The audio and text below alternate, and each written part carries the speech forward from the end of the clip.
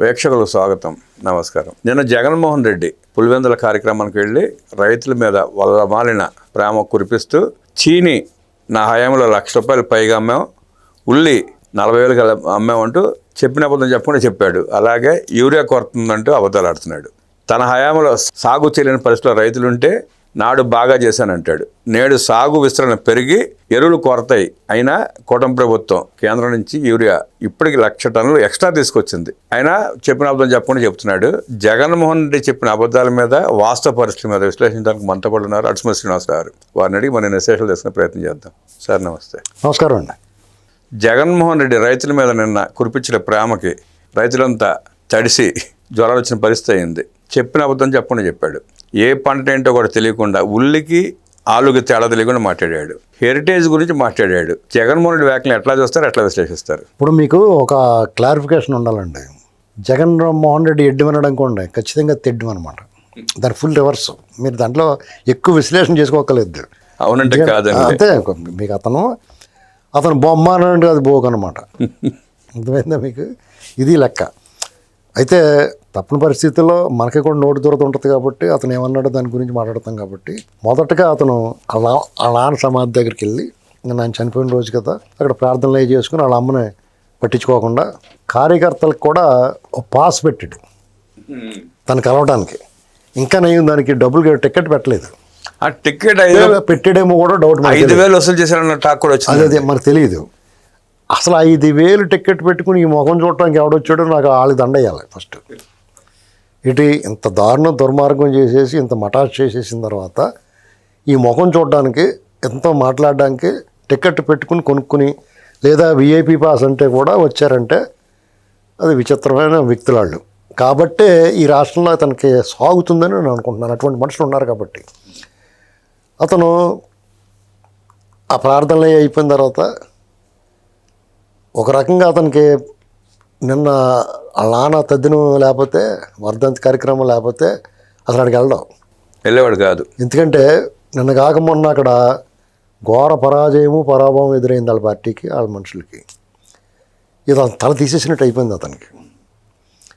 వాళ్ళ మీద కోపం కూడా ఉంటుంది అతనికి. ఒక రకంగా చెప్పాలంటే వీళ్ళు మామూలుగా ప్రజలపై పగట్టేసే రకం. ఓట్లు వేయకపోతే మనం ఏం తప్పు చేసామని ఆలోచించుకోరాళ్ళు. ప్రజల మీద నెట్టేస్తారు, లేకపోతే అవతలోడు ఏదో దుర్మార్గం చేశాడు, అరాచకం చేశాడు అని చెప్తారు.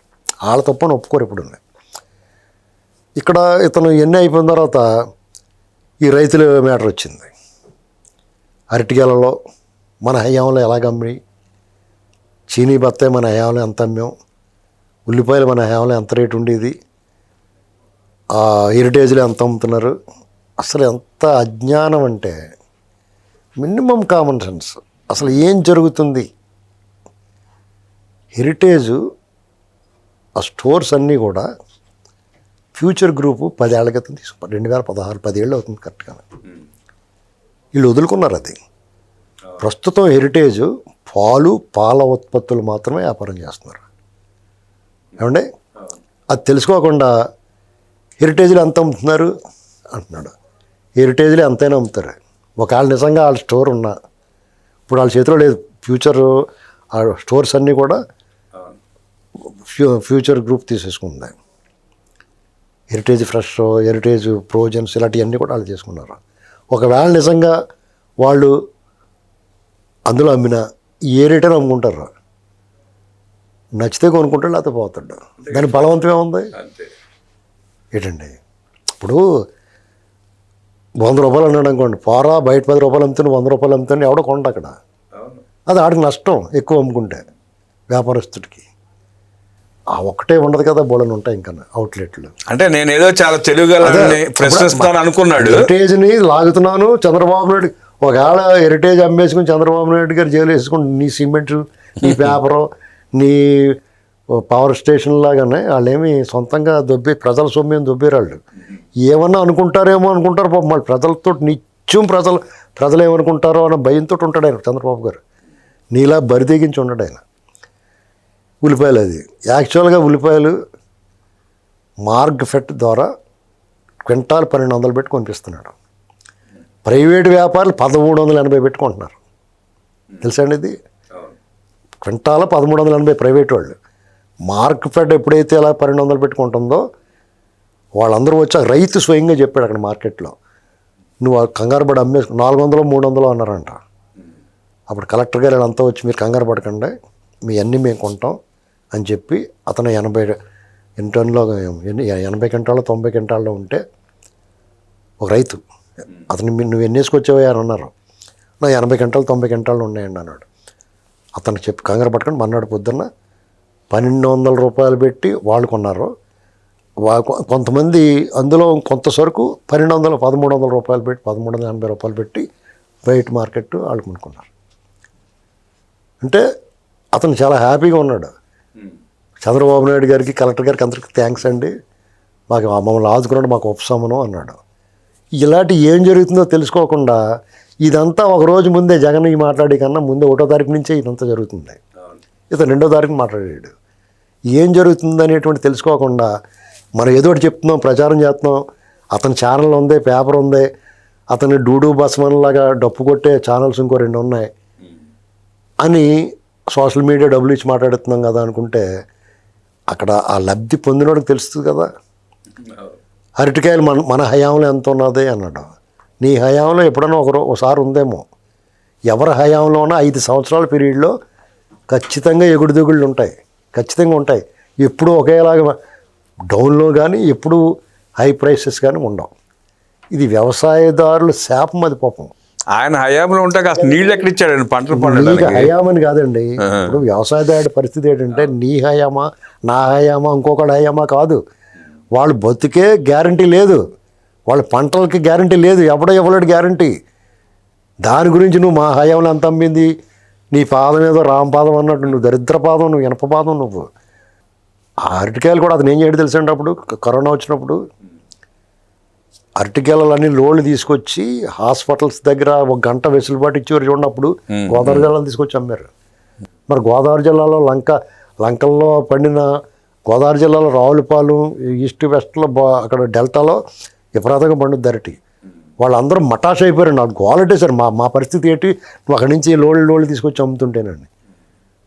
బలవంతంగా అధికారులు నిర్బంధంగా అమ్మించారు వీళ్ళు కడుపు కొట్టేసి. దాని గురించి అవ్వడం ఒక్కడు కూడా గోదావరి జిల్లా నుంచి మాట్లాడలేదు నాయకుడు ఎవడం. ఏంటండి చీనీ బత్తాయిలు ఇది ఏదైనా సరే డిమాండ్ అండ్ సప్లై. బాగా కాపు కాసినప్పుడు ఒక్కొక్కసారి డిమాండ్ తగ్గుద్ది, డిమాండ్ ఎక్కువ ఉన్నప్పుడు రేట్ ఎక్కువ ఉంటుంది. పోనీ డిమాండ్ తక్కువ ఉన్నప్పుడు నువ్వేమన్నా వాళ్ళకన్నా వెసులుబాటు నువ్వు కానీ ఎవరు కానీ ఏమి ఇవ్వలేరు. అవును, మీరు అందరూ చేయగలిగింది ఏంటంటే కమిషన్ లేకుండా చేయాలి. ఆ కమిషన్ దందా చేసిన నీ ముఠాయి కదా. అవును, నీ ముఠాయి కదా కమిషన్ దందా. దివాకర్ రెడ్డి గారు ఏనాడో చెప్పాడు దీని గురించి, అది ఒకటి తప్పించండి బాబు అని. ఆ కమిషన్ ఇంత లాగేస్తున్నారు వీళ్ళు, అది లేకుండా చూడండి అని చెప్పి ఏనాడో చెప్పాడు ఆయన. ఇది జగన్మోహన్ రెడ్డి ఏదో చెప్పాలి కాబట్టి చెప్పడం, చంద్రబాబు నాయుడు గారిని ఏదో మాట అనాలి కాబట్టి అనాలనుకోవటం. ట్విస్ట్ ఏంటంటే చంద్రబాబు నాయుడు గారు కుప్పం వరకు నీళ్ళు తీసుకెళ్ళాడు. ఆ క్రమంలో 570 కిలోమీటర్ల మేర కృష్ణా నీరు గలగల పారుకుంటూ వచ్చింది. అక్కడ జలహారతి ఇచ్చాడు. అది ట్విస్ట్. అది బాబు గారు తీసుకెళ్ళి జలహారతి ఇచ్చి పౌండ్రక వాసుదేవుడిలాగానే ప్రతిదీ నేను చంద్రబాబు గారితో పోల్చుకుని ఈ మోకానికి చంద్రబాబు గారికి పోలికేటండి. హస్తి మసికాంతరం తేడా ఉంటుంది వాళ్ళిద్దరికి. అతను నా అంచనా ప్రకారం అతను బుర్ర పాడైపోయిందండి. చాలా ఫ్రస్ట్రేషన్లో ఉన్నాడు. మామూలుగానే మందులే వాడతాడంటారు. ఇలాంటి దెబ్బలు తగిలినప్పుడు ఇంకెక్కువ వద్దు. మామూలు సాధారణంగా సినిమాలో చూపించేవారు దెబ్బ తగిలితే మాట పోద్ది, లేకపోతే మైండ్ పోద్ది. ఇంకో దెబ్బ తగిలితే మైండ్ వస్తుంది. కానీ తనకి ఆల్రెడీ మైండ్ పోయి ఉంది. ఇంకో దెబ్బ తగిలినా కానీ మైండ్ రాలేదు, ఇంకా ఎక్కువ పోయింది. అది అప్పుడు దాకా గట్టిపోయి నుంచి ఎరువులు అన్నాడు, యూరియా కొరత అన్నాడు, బ్లాక్ మార్కెట్ అన్నాడు, రైతులు అన్నాడు. 4 అడుగులు కిందకి దిగి చంద్రబాబు నాయుడు గారు పాలించిన నీళ్ళకి జలహారతి ఇచ్చాడు. విన్నారుగా.